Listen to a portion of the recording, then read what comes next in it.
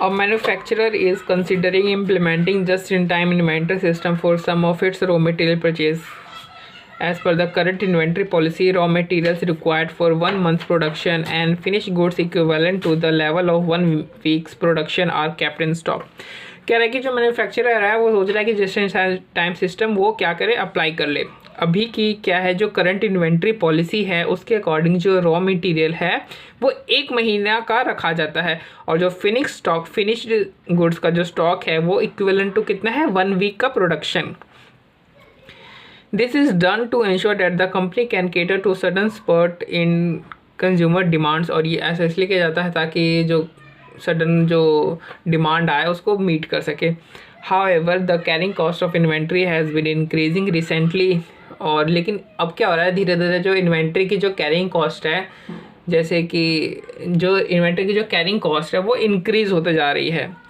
अब carrying cost क्या होती है, एक होती है हमारे पास होल्डिंग कॉस्ट में एक होता है रेंट, एक होता है कैरिंग कॉस्ट। ठीक है, तो कैरिंग कॉस्ट मतलब क्या है, अपॉर्चुनिटी कॉस्ट, जो पैसा जो हम इन्वेंट्री में फंसा करके रख रहे हैं उसकी अपॉर्चुनिटी कॉस्ट जो है वो बढ़ते जा रही है, वो ये कहने की कोशिश कर रहा है। Hence the consideration to move to a more robust just in time purchasing system that can reduce the inventory carrying cost. इसलिए कंपनी ने सोचा कि हम जो है वो जस्ट इन टाइम सिस्टम को अपना लेंगे। जो रॉ मटेरियल इन्वेंट्री की जो डिटेल्स हैं वो नीचे दी हुई हैं। तो एवरेज इन्वेंट्री जो है रॉ मटेरियल का वो कंपनी पूरे साल में कितना रखती है, 1 करोड़ का रखती है। तो यहाँ पे ओपनिंग नहीं दिया हुआ है, यहाँ पे एवरेज दिया हुआ है। और यहाँ पे एवरेज दिया हुआ है तो ये हमारे लिए अच्छी बात है, क्योंकि जब हम होल्डिंग कॉस्ट इन्वेंट्री की कैलकुलेट करते हैं तो हम उसे एवरेज इन्वेंट्री से ही कैलकुलेट करते हैं, चाहे वो हैंडलिंग कॉस्ट हो चाहे वो होल्डिंग कॉस्ट हो, वो हम किस पे कैलकुलेट करते हैं, एवरेज इन्वेंट्री पे ही करते हैं। और यहाँ पे ऑलरेडी एवरेज इन्वेंट्री दिया हुआ है तो हमारे लिए फ़ायदे की प्लस पॉइंट है। ठीक है, procurement of raw material for the year is 12 crore. और जो पूरे साल भर जो हमने जो रॉ मटेरियल परचेज़ किया है वो कितने का किया है, 12 करोड़ का। यानी 12 करोड़ का परचेज़ किया है, 1 करोड़ का हम ऑलरेडी अपने पास रखते हैं stock. By moving to just-in-time procurement system, the company aims at eliminating holding this stock completely in its warehouse. और जब वो just-in-time जो सिस्टम है उसको अपना लेगी तो ये जो 1 करोड़ का जो स्टॉक, जो एवरेज स्टॉक जो अपने गोडाउन में रखती है उसे एलिमिनेट कर देगी, उसे हटा देगी, उसे ज़रूरत ही नहीं होगी इस स्टॉक मेंटेन रखने की। Instead, suppliers of these materials are ready to provide the goods as per its production requirement on the immediate basis. और इन्होंने जो सप्लायर है उनके साथ भी सेटलमेंट कर लिया है कि जैसे जैसे हमें गुड्स चाहिए होगी आप इमीडिएट बेसिस पर हमें गुड्स जो है, हमें जो रॉ मटेरियल है आप हमें प्रोवाइड करवा देना। हम स्टॉक बना करके नहीं रख रहे हैं सिर्फ आपके भरोसे कि आप हमें इमीडिएट बेसिस पर रॉ मटेरियल प्रोवाइड करवा देंगे। Suppliers will now be responsible for quality check of raw material such that the raw material can be used in the assembly line as soon as it is delivered at the company's factory shop floor. अब जो पहले क्या होता था कि जो raw material है वो वेयर हाउस में आता था, फिर उसको क्वालिटी चेक होती थी, उसके बाद इसको प्रोडक्शन के लिए इशू किया जाता था। अब चूँकि जो रॉ मटेरियल का स्टॉक है वो वेयर हाउस पर होगा ही नहीं तो हम उसके ऊपर क्वालिटी चेक तो कर ही नहीं पाएंगे। और चूँकि हम just in time method follow कर रहे हैं तो जो भी कस्टमर की डिमांड आएगी, जो भी एक्चुअल ऑर्डर आएगा उसके बेसिस पे हमें इमीडिएट जो है प्रोडक्शन करके देना पड़ेगा। इमीडिएट प्रोडक्शन करके देना पड़ेगा तो हम सप्लायर से कहेंगे कि आप हमें इमीडिएट बेसिस पर इतने जो है वो रॉ मटेरियल दे दीजिए। अब हम रॉ मटेरियल लाएंगे, क्वालिटी चेक फिर उसके ऊपर परफॉर्म करेंगे, फिर उसमें से डिटेक्ट करेंगे कि डिफेक्टिव रॉ मटेरियल कौन सा है, तो इसमें ऑलरेडी हमारा समय लेट हो जाएगा। तो हम ऑलरेडी इसलिए हमने सप्लायर के साथ इस बात की भी सेटिंग कर ली है कि आप जो है अपना हमें रॉ मटेरियल की सप्लाई भेजने से पहले उस पर क्वालिटी चेक आप ऑलरेडी करके रखना। हमें कोई किसी भी तरीके की देरी नहीं चाहिए सप्लाई में, वो कहता है वो मान जाता है सप्लायर। यानी क्वालिटी चेक की रॉ मटेरियल के ऊपर जो क्वालिटी चेक की है वो रिस्पॉन्सिबिलिटी किसकी है, सप्लायर की है। Increased quality check service done by the suppliers as well as to compensate them for the risk of holding the inventory to provide just-in-time service, the company is willing to pay a higher price to procure raw material. और चूँकि पहले क्या होता था कि आपने supplier को बोल दिया कि भाई हमें रॉ मटेरियल की सप्लाई चाहिए और वो आराम से आपको रॉ मटेरियल की सप्लाई देता था। लेकिन अब चूंकि आप जस्ट इन टाइम में जाना चाहते हैं तो आपको इमीडिएट बेसिस पे सप्लाई चाहिए होगी। इमीडिएट बेसिस पे अगर कोई भी चीज़ चाहिए जिसके लिए आपको ज़रूरी नहीं है, तो उसकी प्राइस अपने आप बढ़ जाती है। और चूंकि आप सप्लायर को ही कह रहे हो कि आप ही क्वालिटी चेक करके दो, तो सप्लायर कहता है कि आप मेरी जो आप प्राइस दे रहे हो मेरे को रॉ मटेरियल की, उसकी बढ़ाओ। तो कंपनी मान जाती है, कंपनी कहती है कि जो अभी हम प्राइस दे रहे हैं उसका आपको हम 30% ज़्यादा देंगे। Therefore, procurement cost will increase by 30%. Total procurement cost will be 15.6 crore per year. और इस हिसाब से जहाँ तक अभी एक साल की जो प्रोक्योरमेंट कॉस्ट हो रही है वो 12 करोड़ की हो रही है। अगर इसको हम 30% से बढ़ा दें तो प्रोक्योरमेंट कॉस्ट कितनी हो जाएगी? 15.6 करोड़ की हो जाएगी। Consequently quality check and material handling cost for the company would reduce by 1 crore per year. लेकिन चलो टोटल प्रोक्योरमेंट कॉस्ट तो बढ़ जाएगी, लेकिन इससे क्या होगा, जो खर्चा करते थे क्वालिटी चेक पे, मटेरियल हैंडलिंग कॉस्ट पे जो कंपनी खर्चा करती थी वो कम किससे हो जाएगा? उससे हमें 1 करोड़ का बेनिफिट होगा। हमारा जो उसमें जो 1 करोड़ रुपया लगता था वो कम हो जाएगा। Similarly, insurance cost on raw material inventory of 20 lakhs per year need not to be incurred any longer। और जो रॉ मटेरियल जो हम जो स्टॉक में जो रॉ मटेरियल का स्टॉक जो स्टोर करके रखते थे उसकी हम इंश्योरेंस करवाते थे, और इंश्योरेंस का खर्चा कितना आता था? हर साल का 20 लाख रुपए, और ये भी हमारा बच जाएगा। यानी एक तरीके से देखा जाए तो इसमें साफ साफ बोल रखा है कि इंश्योरेंस का खर्चा हमारा कितना बचेगा? 20 लाख का। यानी इंश्योरेंस का खर्चा अभी कितना लग रहा है? 20 लाख का लग रहा है। और क्वालिटी चेक और मटेरियल हैंडलिंग कॉस्ट का अभी खर्चा कितना लग रहा है? 1 करोड़ का। क्योंकि जब हम जस्ट इन टाइम में जाएंगे तो ये खर्चा 1 करोड़ से कम हो जाएगा, क्योंकि ये तो बिल्कुल कुछ नहीं लगेगा ना। अब पहले 1 करोड़ से पहले हम खर्चा कर रहे थे, अब बिल्कुल कुछ नहीं लगेगा, और हम जो खर्चा 1 करोड़ से कम हो जाएगा। तो इसका मतलब अभी कितना लग रहा है? अभी 1 करोड़ का लग रहा है ना।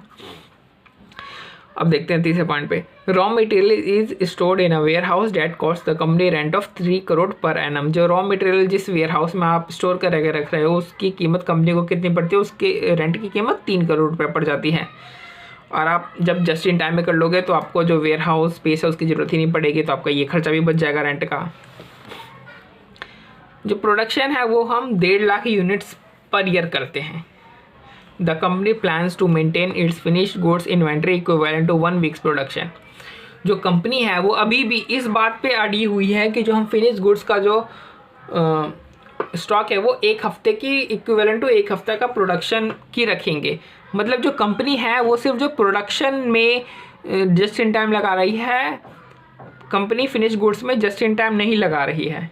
नहीं सॉरी, गलत बोल दिया। कंपनी परचेज में, रॉ मटेरियल की परचेज में जस्ट इन टाइम लगा रही है, प्रोडक्शन में जस्ट इन टाइम नहीं लगा रही। प्रोडक्शन में एक्स्ट्रा ही प्रोड्यूस करके रखेगी अपने पास। Despite this, in order to have a complete cost benefit analysis, the management is also factoring the possibility of production stoppage due to unavailability of the raw material from the suppliers. This could happen due to delay in delivery और non conformance of goods to the standard required. लेकिन company को अभी भी ये शक है कि हमने सप्लायर के साथ सेटिंग तो कर ली है, सप्लायर को मना तो लिया है इमीडिएट बेसिस पर सप्लाई करने के लिए, लेकिन कभी कभी ऐसा हो सकता है कि भाई सप्लायर जो है वो जल्दी डिलीवरी ना कर पाए, डिलीवरी में डिले हो सकती है, या फिर सप्लायर ने क्वालिटी चेक करके भेजा तो है लेकिन यहाँ पर उस स्टैंडर्ड का कभी कभी हो सकता है, लो स्टैंडर्ड का भी आ सकता है सामान। तो कंपनी कह रही है कि हाँ नहीं, स्टॉक आउट की हम जो समस्या है उसको बिल्कुल एलिमिनेट तो नहीं कर सकते, हम ये मान करके चलेंगे कि स्टॉक आउट तो हमारा हो ही जाएगा थोड़ा बहुत। Labour works in 1 8-hour shift per day and will remain idle if there is no material to work on. Labour जो है वो 8 घंटा काम करता है, 8 घंटे का हम उसको पैसा देते हैं। अगर काम नहीं है तो वो खाली बैठेगा, लेकिन 8 घंटा वो काम करेगा, मतलब 8 घंटा गुजारेगा हमारे कंपनी में, भले काम हो या ना हो। काम होगा तो काम करेगा, काम नहीं होगा तो खाली बैठ जाएगा। Due to stoppage of production for the above reason it is possible to have a stock out of 3000 units in a year. वो कह रहा है कि ऐसा हो सकता है कि 3000 जो यूनिट्स है उसका स्टॉक आउट हो जाए, यानी 3000 यूनिट्स हम ऑर्डर के हिसाब से कम डिलीवर कर पाएँ। फेजर स्टॉक आउट का मतलब बता रखा है। In order to reduce this opportunity cost and to make up for the lost production hours, labour can work over time that would cost the company 10 lakhs per annum. This is the maximum capacity in terms of hours that the labour can work. With this over time stock out can reduce to 2000 units. कह रहा है कि stock और unit जो हम estimate करते हैं वो 3000 यूनिट की करते हैं, ठीक है। लेकिन हम लेबर से ओवर टाइम करवा देंगे। अभी नॉर्मल कितना 8 घंटा कर रहा है काम एक दिन में, हम उससे 12 घंटा 13 घंटा, यानी जितना भी इसने बताया नहीं कि एग्जैक्टली कितना घंटा काम कर रहा होगा, बट ये कह रहा है कि हम उससे लेबर से ओवर टाइम करवा लेंगे। और जो स्टॉक आउट जो 3000 का था उसको हम 2000 पर लेके आ जाएंगे। लेकिन इससे स्टॉक आउट को और कम नहीं किया जा सकता है कि जो मैक्सिमम जो स्टॉक आउट है कम, मतलब जो मिनिमम है वो हम इतना कर सकते हैं, इससे और ज़्यादा कम स्टॉक आउट को नहीं कर सकते। नहीं, कम से कम स्टॉक आउट 2000 यूनिट की तो रहेगी। लेकिन जो वर्क के लिए जो ओवर टाइम पे करेंगे लेबर को, हम कितना करेंगे 10 लाख रुपए का पे करेंगे। यानी स्टॉक आउट सिचुएशन को हैंडल करने के हमारे पास दो तरीके हैं कि या तो कुछ मत करो और सारे का सारा तो 3000 यूनिट्स के ऊपर जो आपको कंट्रीब्यूशन मिलना था उसे लॉस कर दो, या फिर 10 लाख रुपए ओवर टाइम इनकर करके, ठीक है, और 2000 का यूनिट का तो फिर भी आपको कंट्रीब्यूशन लॉस हो ही जाएगा। आप कितना कंट्रीब्यूशन बचा लोगे, 1000 यूनिट का बचा लोगे। यानी 1000 यूनिट कम करने के लिए आपको कौन सी कॉस्ट इनकर करनी पड़नी है, आपको 10 लाख रुपए की कॉस्ट इनकर करनी पड़ रही है, ठीक है। Currently the sale price of phone, देखो यहाँ पे क्वेश्चन में लास्ट में बिल्कुल एंड में आकर के हमें पता चलता है कि ये कंपनी किस चीज़ की मैन्युफैक्चरिंग करती है, फ़ोन की मैन्युफैक्चरिंग करती है। Currently the sale price of phone is 5000 per unit. Variable production cost is 2000 per unit. While variable selling, general and administration cost is 750 per unit. ये कह रहा है कि जो फ़ोन की जो सेलिंग प्राइस है वो 5000 रुपये पर यूनिट है। और देखो वेरिएबल कॉस्ट ना दो तरीके की होती है, एक तो प्रोडक्शन कॉस्ट होती है, एक होती है सेलिंग कॉस्ट, यानी वेरिएबल प्रोडक्शन कॉस्ट और वेरिएबल सेलिंग कॉस्ट। तो कहते हैं जो वेरिएबल प्रोडक्शन कॉस्ट है वो 2000 रुपये की है, और जो वेरिएबल प्रोडक्शन कॉस्ट होता है उसी में रॉ मटेरियल प्रोक्योरमेंट कॉस्ट होता है, क्योंकि प्रोडक्शन से रिलेटेड होता है रॉ मटेरियल प्रोडक्शन, जो प्रोडक्शन से रिलेटेड ही तो होता है ना रॉ मटेरियल प्रोक्योरमेंट कॉस्ट, इसलिए जो वेरिएबल प्रोडक्शन कॉस्ट होता है उसी में raw material procurement cost included होता है। हाँ, तो ये क्या कह रहा है कि वेरिएबल सेलिंग एक्सपेंसेस कितने हैं 750 पर यूनिट के हैं, यानी ये इस तरीके से, फिर इस तरीके से हमारा कॉन्ट्री आ जाएगा। लेकिन अब ये यहाँ कह रहा है कि अब आप JIT फॉलो कर रहे हो तो आपका जो रॉ मटेरियल प्रोक्योरमेंट की जो कॉस्ट है वो 30% इंक्रीज हो जाएगी, क्योंकि हमने अभी सेलर के साथ अभी सेटिंग करी है ना कि हम आपको 30% अधिक देंगे, तो 2000 से बढ़कर के कितनी हो जाएगी ये, देखो अभी 800 है और 800 से बढ़कर, यानी जो प्रोडक्शन कॉस्ट है इसमें जो रॉ मटेरियल प्रोडक्शन कॉस्ट है, प्रोक्योरमेंट कॉस्ट है सॉरी, यानी जो प्रोडक्शन कॉस्ट है वेरिएबल प्रोडक्शन कॉस्ट 2000, इसमें जो रॉ मटेरियल की प्रोक्योरमेंट कॉस्ट है 800, वो बढ़ करके 30% हो जाएगी। तो अभी की जो रॉ मटेरियल के प्रोक्योरमेंट कॉस्ट है इसको लेस कर दो, ठीक है, और फिर इसमें प्लस कर दो नई वाली प्रोक्योरमेंट कॉस्ट, तो कितनी होगी 800 प्लस 30%, यानी 10 समथिंग करके कुछ हो जाएगी। तो फिर आपका हमारा जो है कंट्रीब्यूशन नहीं आ जाएगा, इस तरीके से करना है, ठीक है। तो कितना हो जाएगा, हाँ ये रहा 1040 लिखा हुआ है, देखो increase to 1040 per unit.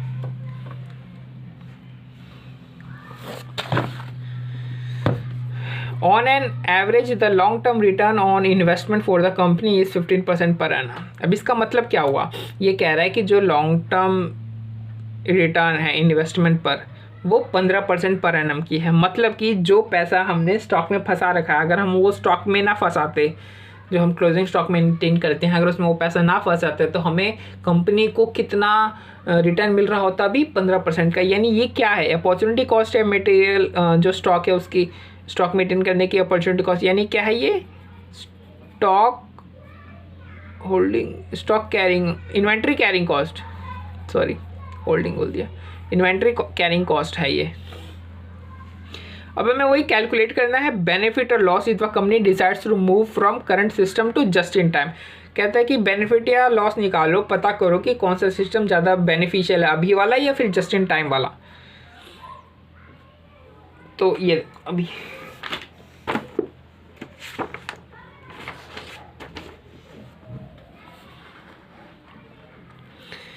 Total cost under current system, total cost under JIT system. तो ये कॉस्ट लग रही है, देखो रॉ मटेरियल प्रोक्योरमेंट कॉस्ट अभी कितनी लग रही है, 12 करोड़ की लग रही है। बाद में कितनी लगेगी, 30% बढ़ करके लगेगी, यानी 15.6 करोड़ की, क्योंकि हमने सप्लायर के साथ सेटिंग करी कि हम आपको 30% बढ़ा करके देंगे।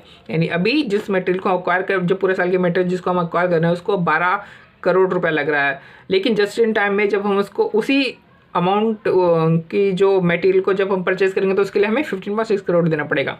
मटेरियल हैंडलिंग कॉस्ट हमने क्वेश्चंस में देखा 1 करोड़ का था, लेकिन मटेरियल हैंडलिंग कॉस्ट यहाँ पे नहीं लगेगा जस्ट इन टाइम में। इंश्योरेंस का हमने देखा 20 लाख रुपए लगता था, यहाँ पे बिल्कुल भी नहीं लगेगा। वेयर हाउस रेंट का 3 करोड़ लगता था, जस्ट इन टाइम में बिल्कुल नहीं लगेगा। उसके बाद कुछ cost just in time system के भी आते हैं, आपने ये देखा होगा यहाँ पे बताया है, यहाँ पे एक पॉसिबिलिटी जाहिर की गई है कि जो जस्ट इन टाइम सिस्टम जब हम लाएंगे तो हमारे 3000 का स्टॉक आउट हो सकता है। तो अगर 3000 का स्टॉक आउट होगा तो हमारा कंट्रीब्यूशन का लॉस होगा। तो जो कंट्रीब्यूशन का लॉस होना वो भी तो एक तरीके का कॉस्ट ही है ना। तो यानी जस्ट इन टाइम की जो कॉस्ट है, एक तो वो रॉ मटेरियल प्रोक्योरमेंट की कॉस्ट है प्लस स्टॉक आउट की कॉस्ट है। तो कह रहा है कि स्टॉक आउट की कॉस्ट को बचाने के लिए, अब देखो स्टॉक आउट के लिए हम यहाँ पे अच्छे से देख लेते हैं एक बार। हमने देखा स्टॉक आउट की कॉस्ट के लिए 2 ऑप्शन थे कि एक तो आप कुछ मत करो, सारा का सारा जो 3000 का जो कंट्रीब्यूशन है उसका लॉस हो जाएगा। ऑप्शन 2 था कि आप 1000 का जो स्टॉक आउट था उसका कंट्रीब्यूशन तो बचा सकते हो, और 2000 का फिर भी आपका लॉस हो ही जाएगा। यानी पहले ऑप्शन में 3000 का लॉस हो रहा, 3000 यूनिट के कंट्रीब्यूशन का लॉस हो रहा था, दूसरे ऑप्शन में 2000 यूनिट के लॉस का 2000 यूनिट के कंट्रीब्यूशन का लॉस हो रहा था, प्लस जो 1000 यूनिट का कंट्रीब्यूशन का लॉस बचाने की जो कॉस्ट आ रही थी वो 10 लाख रुपये आ रही थी, क्योंकि वर्कर को ओवर टाइम करवाना था, तभी हमारे 1000 यूनिट का जो कंट्रीब्यूशन उसका लॉस बच जाता। तो यानी ऑप्शन 2 में जो कॉस्ट आ रही है वो 2000 यूनिट का कंट्रीब्यूशन लॉस हो रहा है प्लस 10 लाख रुपीज़ एडिशन लग रहा है, ठीक है। और ऑप्शन 1 में सिर्फ 3000 यूनिट का कंट्रीब्यूशन लॉस हो रहा है। तो अब देखो कंट्रीब्यूशन क्या है, 5000 फ़ोन की सेलिंग प्राइस बताई थी हमें। वेरिएबल प्रोडक्शन कॉस्ट कितनी है, 2000 अभी करंट में है, और उसमें से जो 800 रुपया है वो रॉ मटेरियल प्रोक्योरमेंट कॉस्ट है, लेकिन वो तो करंट वाली है, ठीक है। और फ्यूचर जो जस्ट इन टाइम में आएंगे तो हमारी रॉ मटेरियल प्रोक्योरमेंट कॉस्ट कितनी हो जाएगी, 1040। तो करंट वाली माइनस कर देंगे तो कि 2000 में से इतनी तो करंट वाली हटा दो, इसमें नई वाली जोड़ दो आप, तो ये टोटल 2240 आ गई। और फिर इसमें लेस कर दो variable selling and distribution per unit 750, तो कंट्रीब्यूशन पर यूनिट कितना है, 2010 आया। तो यानी इसमें अगर हम 2010 करें कि ऑप्शन 1 कि हमने कुछ नहीं किया, सर के साथ 3000 का जो स्टॉक आउट था वो हो गया, तो 2010 इंटू 3000 करोगे तो कितना आएगा आपका, 6,03,000 का आपका कंट्रीब्यूशन लॉस होगा। लेकिन ऑप्शन 2 में कंट्रीब्यूशन हमारा लॉस कितना हुआ, सिर्फ 2000 यूनिट का लॉस होगा, तो 2000 इंटू 2010 यानी 4,20,000 का सिर्फ लॉस हो रहा है। तो इसमें स्टॉक और 4,20,000 का लॉस हुआ, plus over time cost 10 lakh रुपए की भी तो है, तो इसमें 10 लाख और इंटर कर दो तो 4,30,000 क्या इसमें लॉस हो रहा है। तो यानी दोनों में से किस में कम लॉस हो रहा है, ऑप्शन 2 में लॉस हो रहा है, तो बेटर ऑप्शन कौन सा ये। तो हम स्टॉक आउट कॉस्ट को इसी तरीके से हैंडल करने वाले हैं। तो अब हम स्टॉक आउट कॉस्ट को इस तरीके से हैंडल करेंगे। तो देखो 10 लाख का हमारा ओवर टाइम आ गया और 4,20,000 का हमारे पास ही आ गया,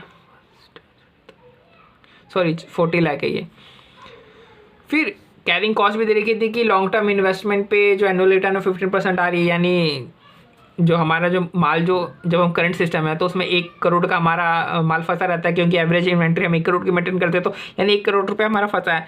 तो यानी हमारी अपॉर्चुनिटी कॉस्ट कितनी लग रही है, 1 करोड़ इंटू 15%, 15 लाख रुपए की। बट जस्ट इन टाइम में हाँ तो 1 भी रुपया हमारा फंसा नहीं होगा, तो हमारी कोई कॉस्ट आएगी नहीं। यानी टोटल कॉस्ट इसमें आ रही है 16,35,000, इसमें आ रही है 16,35,00,000, इसमें 16,10,20,000। तो बेटर कौन सा है, इसमें कॉस्ट कम आ रही है जस्ट इन टाइम वाले में कॉस्ट कम आ रही है बजाय करंट सिस्टम के। तो बेटर कौन सा है, just in time he better है।